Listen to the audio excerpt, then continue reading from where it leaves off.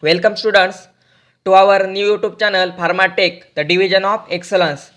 So in the last video lecture we have seen the classification of 5-HT agonist and antagonist. So in the next part, that means in the part 3, we have seen the pharmacological actions of autocoids in various parts. So the first is CNS, that means central nervous system. The PGE1 and PGE2 are pyrogenic and causes fever. NSAIDs acts as antipyretic agent by inhibiting these PG and peripheral nerve endings. The PGE2 and PGI2 sensitize pain receptors to various mediators. NSAIDs acts as analgesics by decreasing the synthesis of PGS. Then the next second one is CVS, that means cardiovascular system. The PGE2 and PGI2 are vasodilators, whereas PGF2 alpha and TXA2 are used as constrictor agents. Ipoprotenol, PGI2 and treprostinil, longer acting PGI2 analog, can be used for the treatment of pulmonary hypertension. The PGE2 increase the capillary permeability, and the PGE2 and PGI2 close ductus arteriosus in patient. In some congenital heart disease like transportation of great vessels, it becomes essential to close ductus arterius in patients before surgery. For this indication, alprostadil PGE1 and ipoprostenol PGI2 can be given intravenously. If ductus arterius fails to close, that means the patient ductus arterius at birth, the NSAIDs like aspirin and indomethacin are given to close it.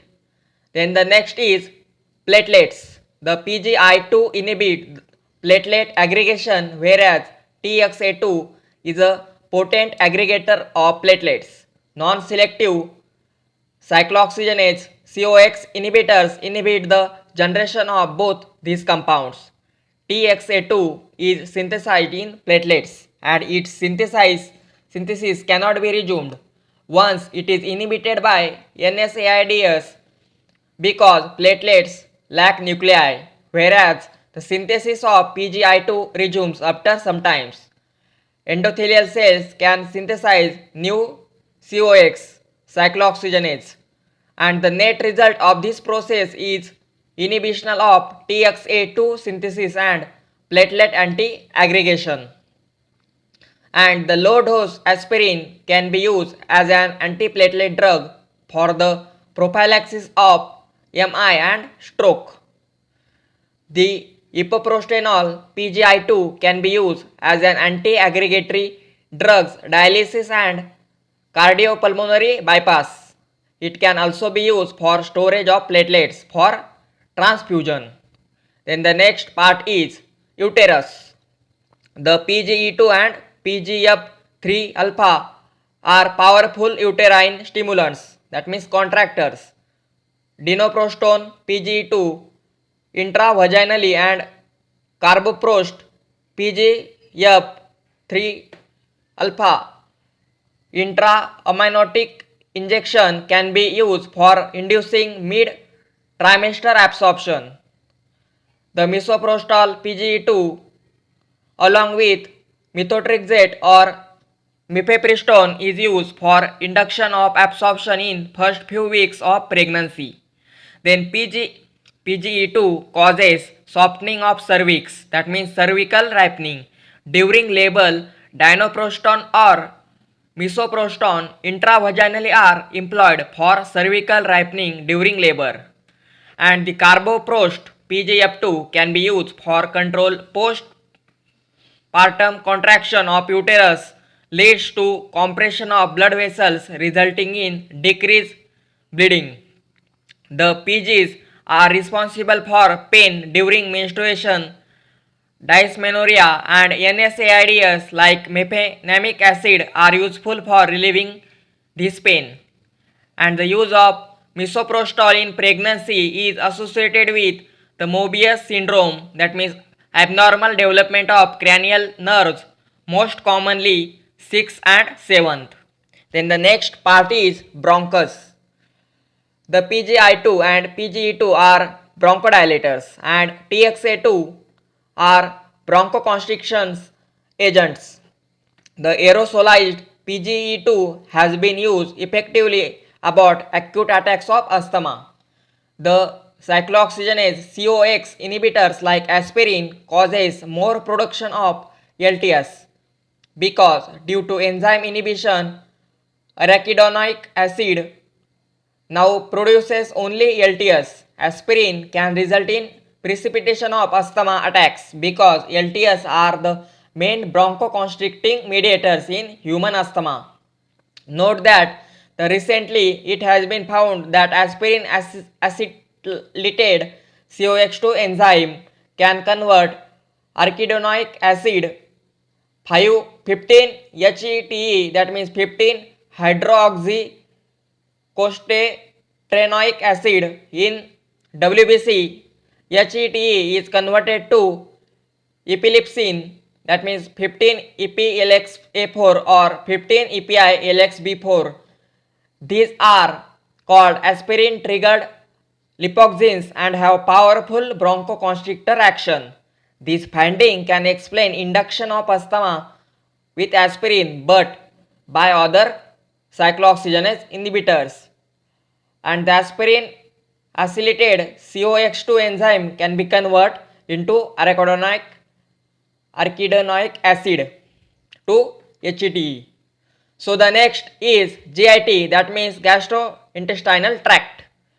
The PGE2 and PGI2 decreases acid secretion and increases the mucus production and mucosal blood flow. All these factors decreases the chance of peptic ulcer.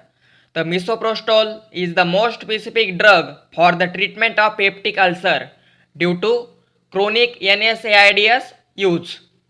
Remember that the drug of choice is proton pump inhibitors. The PGE2 and PGF2 alpha causes diarrhea and colic pain in the abdomen. These symptoms are important side effects of these drugs. The PG seems to play some role in colonic cancer. The regular use of aspirin or celecoxib, that means celecoxib, decreases the risk of colonic polyps and cancers. The next organ is kidney. The PGE2 and PGI2 causes renal vasodilation, natriuresis and increased water clearance due to inhibition of the action of antidiuretic hormone, that means ADH. These agents also facilitate renin release. The loop diuretics act partly by increasing the stimulation of cyclooxygenase, that means COX. Therefore, NSAIDs attenuate the diuretic action of these drugs. The Bartter syndrome is characterized by excess PGs leading to elevated renin and excess aldosterone, resulting in hypokalemia and alkalosis. The indomethacin, NSAID and ACE inhibitors are used for treatment of this syndrome, Bartter syndrome. Then the next is male reproductive system. The PGI2 increases sperm motility and enhances the penile erection.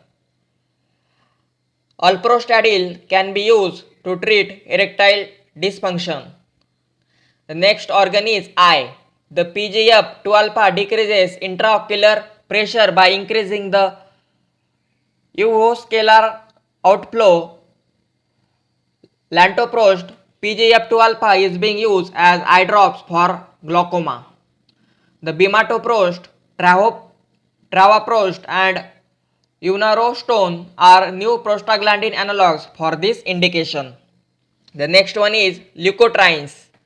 These are synthesized from arachidonic acid with the help of this enzyme 5-lipoxygenase, that means 5-LOX. This enzyme must associate with 5-lipoxygenase activating protein, that means LAP, for leukotyne synthesis, first step is the reproduction of LTA4, that is converted either to LTB4, that is converted either to LTB4 or to cysteine leukotrienes, that means LTC4D4 and IE4, and LTD4 are also known as slow reacting substance of anaphylaxis, that means SRSA, slow acting substance for anaphylaxis, due to their powerful bronchoconstriction action.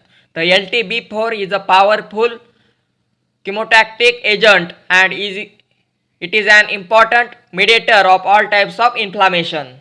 Then the actions of LTS, that means leukotrienes, can be inhibited by corticosteroids, that means in decrease the production of leukotrienes by inhibiting phospholipase A2.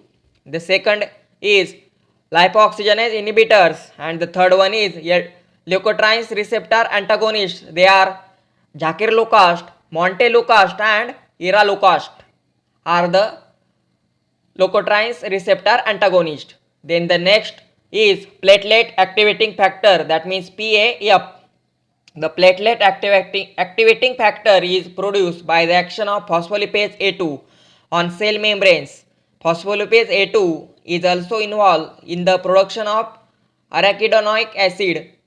The platelet activating factor is an important mediator of inflammation and allergy. It is the most potent agent known to cause increase in the capillary permeability. The drugs affecting platelet activating factors are the glucocorticoids decreases the production of platelet activating factor by inhibiting phospholipase A2.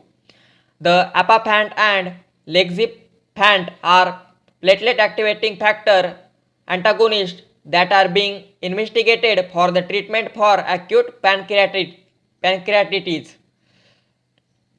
The next is last thromboxane A2, that means TXA2. The drugs affecting thromboxane A2 are, the first is COX, that means cyclooxygenase inhibitors like aspirin decreases the synthesis of thromboxane A2. The second is daltroban and sultroban are TXA2 receptor antagonists, that means thromboxane A2 receptor antagonists. And the third is diazoxibane inhibits the enzyme thromboxane synthetase. Note that the licophenol is combined cyclooxygenase LOX inhibitors that is being investigated as a disease modifying anti-osteoarthritis drug, that means DMAOD, that means anti-osteoarthritis drug. So here is the all the parts of pharmacological action is completed. So the part 3 is completed here. So the whole chapter of autocoids is end here. So hope you like this video. Please, if you like this video, please comment and please like, share and subscribe to our channel. And thank you for watching, and share this video to more and more to GPAT aspirants as well as CET aspirants. So stay tuned. Thanks for watching. Thank you. Stay tuned.